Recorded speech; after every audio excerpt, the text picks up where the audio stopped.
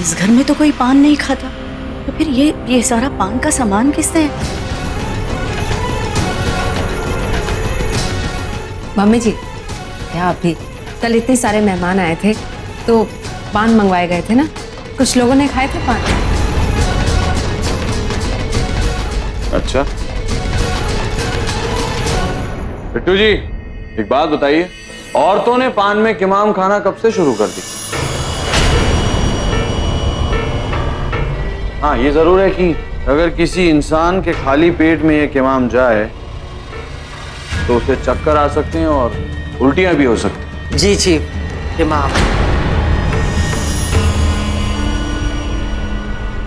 हाँ सही है, तुम्हारी बात सही है, मैं नहीं कह रही हूँ कि गलत है, लेकिन इस सब का मधु को तकलीफ होने से क्या संबंध है? अब खाए होंगे किसी ने किमाम लगे हुए पान।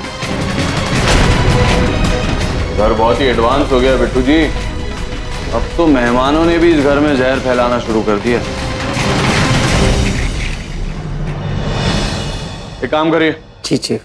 मेरे आज के सारे अपॉइंटमेंट्स कैंसिल कीजिए, सिर्फ वो पहला इंटरव्यू रखिए। मुझे घर जल्दी वापस आना। जी।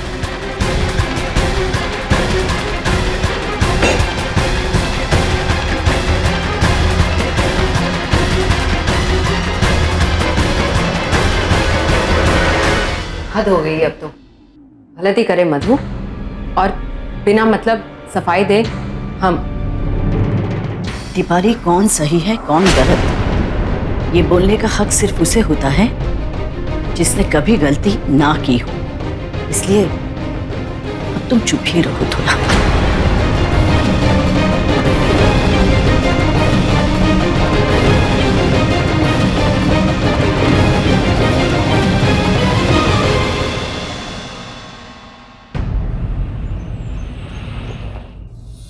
I love you R K.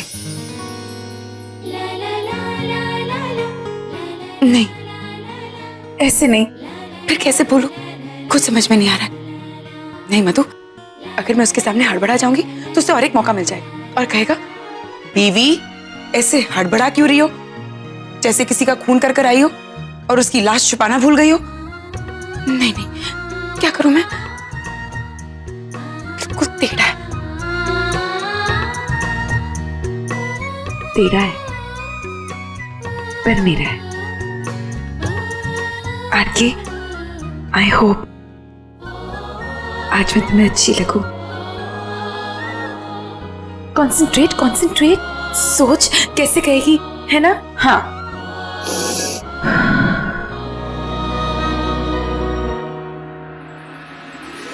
R K, मैं तुम्हें बहुत चाहती हूँ, मैं तुम्हें दिल से चाहती हूँ। ये अच्छा है ना? बहुत अच्छा है ना?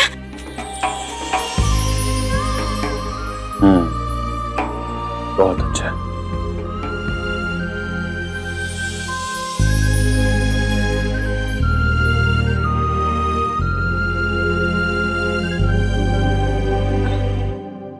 आरके, तुम क्या हुआ बीवी? ऐसे क्यों हड़बड़ा रही हो, जैसे किसी का खून कर दिया है और लाश छुपाना भूल गई? तुम रियल नहीं हो सकते, तुम मेरी इमेजिनेशन, तुम मेरी सोच हो, है ना?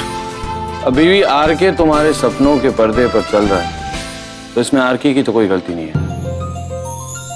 आराम से बालकनी में बैठो, रिक्लाइनर चेयर पर रिलैक्स करो। ये अच्छा है, इमेजिन करो और प्रैक्टिस करो, शायद आसानी हो जाएगी। ऐसे आइडिया बुरा नहीं, पता ही नहीं चलेगा कि तुम कब इमेजिन कर रही हो और कब मैं असली में तुम्हारे सामने आ गया। और रिहर्सल करते करते शॉट ओके या फिर बैकअप।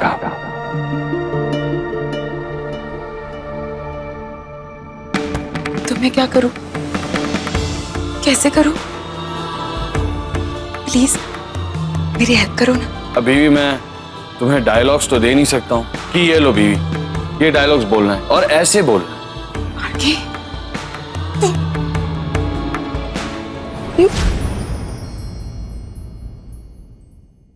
आरके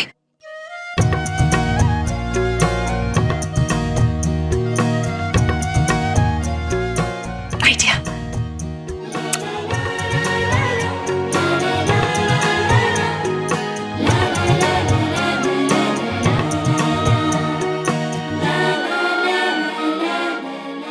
Dear आरके यार आर की भी अगर कुछ अजीब सा ही लिखना है तो पाए लागो आर के लिखो। आरके मैं जानती हूँ तुम्हें बकवास करने की आदत है पर तुम भूल जाते हो ये मेरी इमेजिनेशन है तो प्लीज यहाँ पे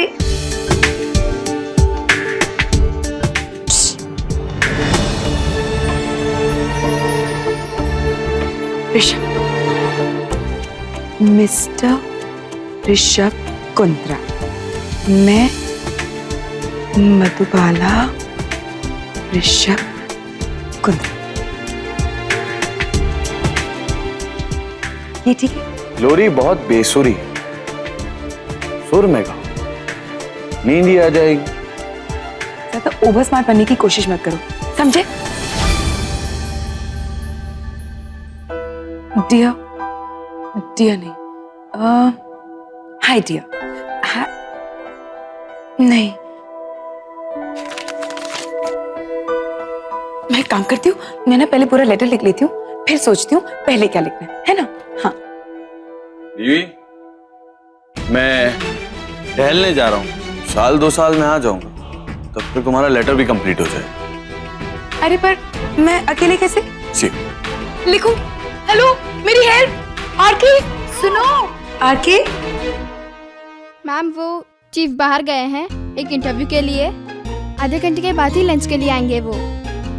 लवली इसका मतलब मेरे पास आधा घंटा है। सिर्फ आधा घंटा? मैम कुछ चाहिए था आपको? नहीं मैं तो बस कुछ स्पेशल बनाना, मेरा मतलब है मैं कुछ ऐसे ही बनाना चाहती थी। अब तुम्हारा काम खत्म हो गया ना तो तुम जाओ। मैम पर आपकी तबीयत खराब है, आप मुझे बोल दीजिए ना। तुम जाओ। हाँ ठीक है। सुना है इंसान के दिल तक पहुंचने का शॉर्टकट रास्ता किचन से होकर जाता है। एक्सक्यूज मी,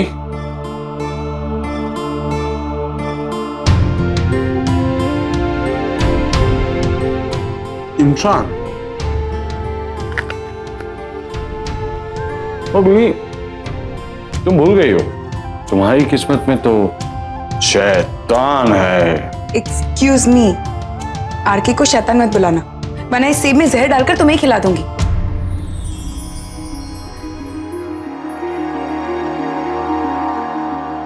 पहले तो कुछ समझ में नहीं आ रहा था लेकिन अब कुछ अजीब सा लगता है। सांसें तेज होने लगी, हाथ पैर ठंडे हो गए। लो बीपी, ये सब उसी के सिम्टम्स है। भूखे पेट रहने से हुआ है ये सब। तुम चुप रहोगे?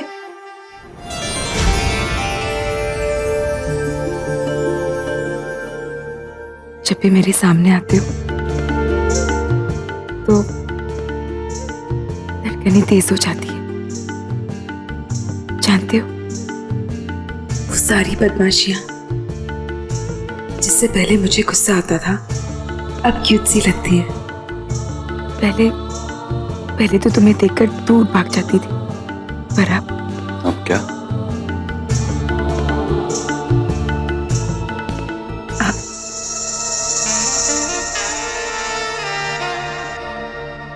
तुम्हारे पास आने के बहाने ढूंढते रहती हूँ। याद है मैं तुम्हारे साथ आई थी तुम्हारा फोन देने, वो भी एक बहाना था। मैं जानती थी तुम्हारे पास स्पेयर फोन है, बस तुम्हें देखने का मन किया और आ गई। और जब तुम मुझे पूछ रहे थे बीवी तुम ठीक हो, मुझे बहुत अच्छा लगा। मैं ठीक नहीं हूं, मैं कई टूट गई, पागल हो गई हूँ तुम्हारे लिए। बहुत ज्यादा फिल्मी तो नहीं है ना छटो? हुआ तो हुआ, आरके कम फिल्मी थोड़ी ना है।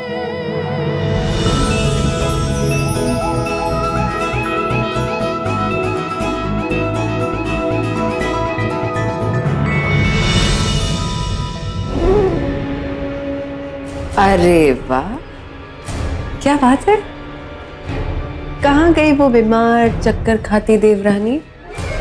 सुबह तक तो ऐसा लग रहा था जैसे तुम कुछ ही घंटों की मेहमान हो, और अब देखो फिट एंड फ्रेश, जैसे तुम्हें कुछ हुआ ही ना हो। कौन सा च्यवनप्राश खाती हो मधु? और ये क्या क्या बात, कभी आके तुम्हारे लिए नाश्ता बनाता है, कभी तुम इसके लिए। ये 4 फेरों वाला रिश्ता कुछ 7 फेरों तक पहुंचता दिखाई दे रहा है। तो तुम्हें तो खुश होना चाहिए ना दीपाली, तुम्हारे देवर का घर जो बस रहा है। ज्यादा ही तीखी नहीं हो गई तुम आजकल?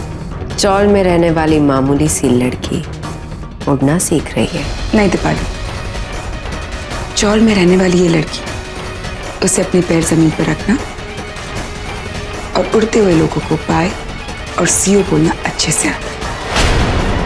तो मैं चलूं? मुझे अपने पति के लिए खाना लेकर जाना है। Excuse me.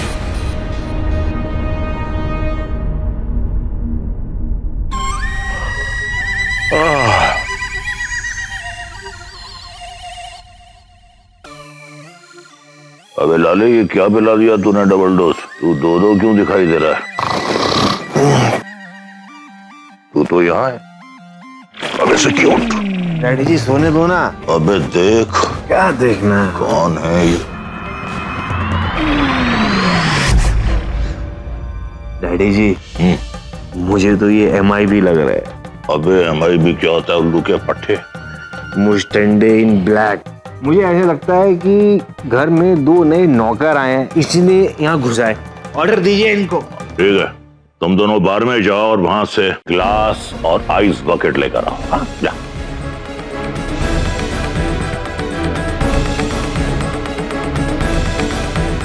अबे तुम लोग लिख क्या रहे हो? तुझे 2 चीजें याद नहीं रहेंगी? बताओ।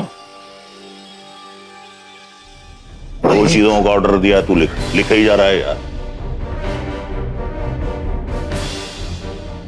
कुक्कू और सिक्की दोनों बाप बेटे दारू पीकर सो रहे थे। उठे तो फिर शराब पीने का प्रोग्राम बनाया। ग्लास और आइस मंगवा रहे हैं। अरे वाह डैडी जी, क्या है? डैडी जी पै जाओ। अबे तुम हमारे नौकर हो या टाइम टेबल हो? जासूसी करने आया है? अब एक उल्टे हाथ का ना ना ना, ये गलती दोबारा मत कर दीजिएगा कुक्कू जी, वरना ये खबर भी नोट कर ली जाएगी और शाम को चीफ को पढ़ के सुनाई जाएगी। क्या? नहीं समझे? ये दोनों खास चीफ के आदमी हैं और तू जहां जहां चलेगा इनका साया साथ होगा। ये लोग आपके पल पल की खबर चीफ को देंगे। अबे हम कोई चोर उचक्के हैं, उठाई गिरे हैं जो हमारे एक एक पल की खबर तुम्हारे चीफ को देंगे? जी हाँ। क्या? जी हाँ, कल जो सब कुछ हुआ उसके बाद चीफ की सख्त हिदायत है कि आज से कुछ खास लोगों के लिए, कुछ खास तरह के लोगों का इंतजाम किया गया। 2 बॉडीगार्ड जो आप पर पूरी निगरानी रखेंगे। इनको सामने देख के तो आप समझ ही गए होंगे कि चीफ को आप लोगों पे अब कुछ खास भरोसा नहीं। जी चीफ, जी दीपाली जी के पीछे भी एक खास आदमी को लगा दिया गया है उनकी निगरानी रखने के लिए। जी हाँ, सब कंट्रोल में है। जी हाँ, not to worry. Right chief, bye. मेरे होते मेरी वाइफ के पीछे आदमी लगा दिया। अबे इस हार की किताब है। अबे चुप रहे, ये भी लिख देंगे तो अपना औकात पानी बंद हो जाएगा। बिट्टू जी, मेरा हीरा रमानी से बात करने का बिल्कुल मूड नहीं है। चीफ वो तो बस इतना ही जानना चाह रही थी कि करवा चौथ पे भाभी जी ने व्रत रखा है या नहीं, बस इतनी सी बात। वो कोई बात नहीं चीफ, फिलहाल के लिए ईला रमानी बैन कर देते हैं। बिट्टू जी बीवी नजर नहीं आ रही। बीवी, बीवी, बीवी, बीवी ने क्या रोलर स्केट्स पहने हुए बिट्टू जी? जब देखो जब गायब हो जाती है। बीवी,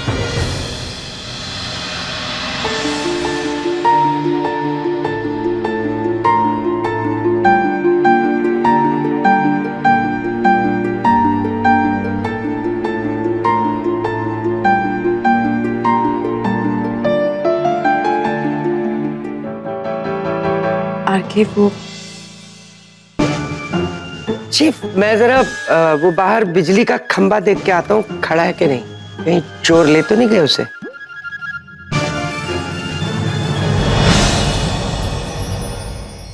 आरके, मैंने तुम्हारी पसंद का खाना बनाया तुम्हारे लिए।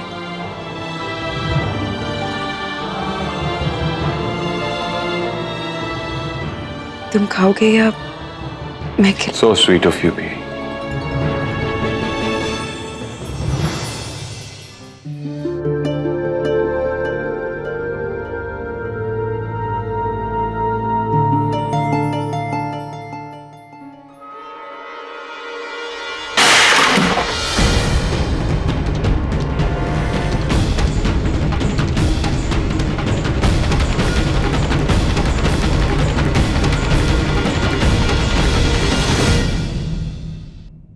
आरके, प्रॉब्लम क्या है तुम्हें? एक तो तुम करवा चौथ का व्रत रखती हो और उसके बाद उल्टा सीधा खाकर बीमार पड़ती हो। मुझे बुलाती हो, मुझसे व्रत खुलवाती हो और फिर बेहोश हो जाती हो। उसके बाद पूरी रात तुम्हें सिर्फ एक बॉटल ग्लूकोज चढ़ा है, जिससे कोई फर्क नहीं पड़ता। शक्ल देखिए अपनी, शक्ल पे 12 बजे। हालत ऐसी कि अगर जोर से हवा चले तो तुम हवा के साथ चल दो। अगर तुम भूल गई हो तो मैं तुम्हें याद दिला दूं कि तुम भूखे रहने की वजह से नहीं, फूड पॉइजनिंग की वजह से बेहोश हुई। सुबह हाथ में इतना दर्द था कि तुमसे नाश्ता नहीं खाया जा। मैंने तुम्हें नाश्ता खिलाया और इस सब के बाद भी तुम किचन में गए खाना पकाने। अगर तुम्हें खाना बनाने का इतना ही शौक है तो मुझसे कह दो, मैं पाटिल से कहकर पड़ोस के 4 घरों के खाना बनाने का कॉन्ट्रैक्ट तुम्हें दिलवा दूंगा। आरके, मैंने सोचा कि बस बीवी, मुझे नहीं सुनना तुमने क्या सोचा। क्यों क्यों कर रही हो तुम ये सब? आरके, मैं तुम्हारे पास और कोई रस्म है अपने शरीर को भस्म करने की? खड़े रहने की हालत नहीं है, पर पति के लिए गाजर का हलवा बनाना। बीवी की हालत ऐसी है कि जान जाने वाली, लेकिन जाने से पहले 1 हफ्ते का फ्रिज में भी रख। मुझे धोखा हुआ कि तुम एक समझदार लड़की हो, पर नहीं, तुम भी उन बाकी लड़कियों की तरह होती जा रही हो। यह सोचकर कि अगर मैं 3.5 साल पहले मर गई तो मेरे 3.5 साल मेरे पति के अकाउंट में ट्रांसफर हो जाएंगे और मेरा पति 3.5 साल ज्यादा जिएगा। बीवी किसी के व्रत रखने से या रस्मों को निभाने से किसी की जिंदगी बढ़ती या बिगड़ती नहीं। और अगर ऐसी बढ़ती तो मेरे पापा मुझे छोड़कर नहीं जाते।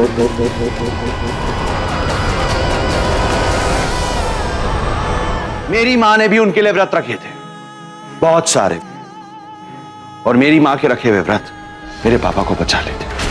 ये सब सिर्फ एक ढोंग है, बकवास है। ये सब महंगे कपड़े और गहने बेचने का बहाना है, सिर्फ अपने पति से शाबाशी लेने के लिए कि वाह मेरी पत्नी सबसे निराली, सुबह से इसका पेट है सिर्फ मेरे लिए खाली।